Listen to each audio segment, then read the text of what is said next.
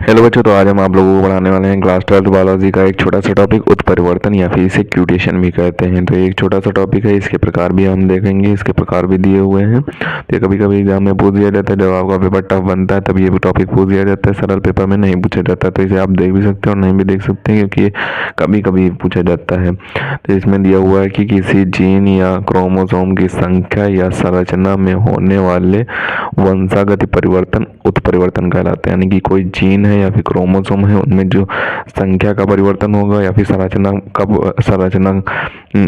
या संरचना में जो वंशागत परिवर्तन होता है उसे ही उत्परिवर्तन कहते हैं, वही उत्परिवर्तन कहलाता है।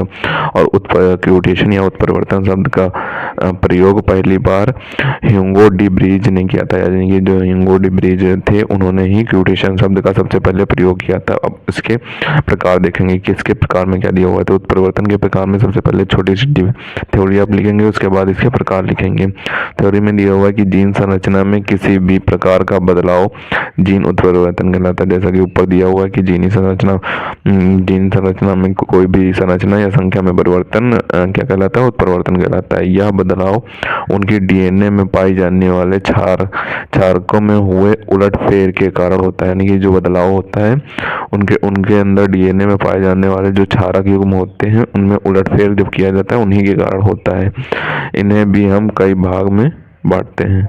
यानी कि इन्हें भी हम कई भागों में बांटते हैं। यानी कि जो उत्परिवर्तन होते हैं वो कई भागों में बांटे जाते हैं। इनके दो भाग यहाँ पे लिखे हुए हैं। पहला दिया हुआ है कि प्रतिस्थापन, दूसरा दिया हुआ है विलोपन।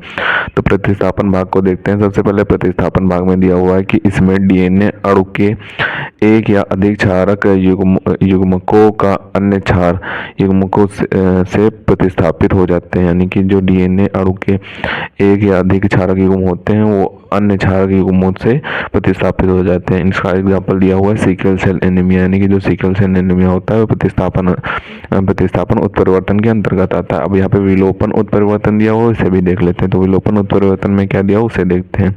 तो विलोपन उत्परिवर्तन में दिया हुआ है कि एक न्यूक्लियोटाइड श्रृंखला से एक या कुछ क्षारकों की हानि विलोपन कहलाते हैं। यानी कि जो न्यूक्लियोटाइड श्रृंखला होती है उसमें एक से अधिक या फिर कुछ क्षारक युग्मकों की जो हानि होती है उसे ही विलोपन कहते हैं। इसमें पूरा रीडिंग फ्रेम बदल जाता है। यानी कि जो रीडिंग फ्रेम होता है वो बदल जाता है, पूरा ही रीडिंग फ्रेम बदल दिया जाता है या फिर बदल जाता है।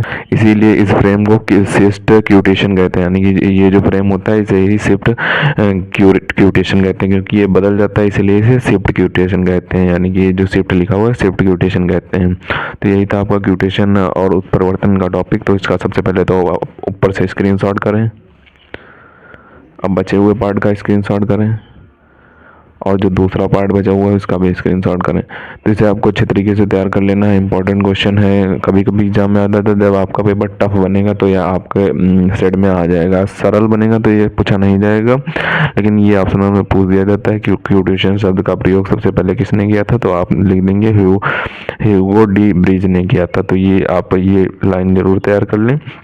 तो अगर अभी तक आपने क्लास 12 केमिस्ट्री की न्यू रिएक्शन तैयार नहीं की तो हमारे चैनल पर जाकर देख सकते हैं। क्लास 12 केमिस्ट्री की न्यू रिएक्शन अपलोड है और इम्पोर्टेंट डिफिनीशन भी अपलोड है।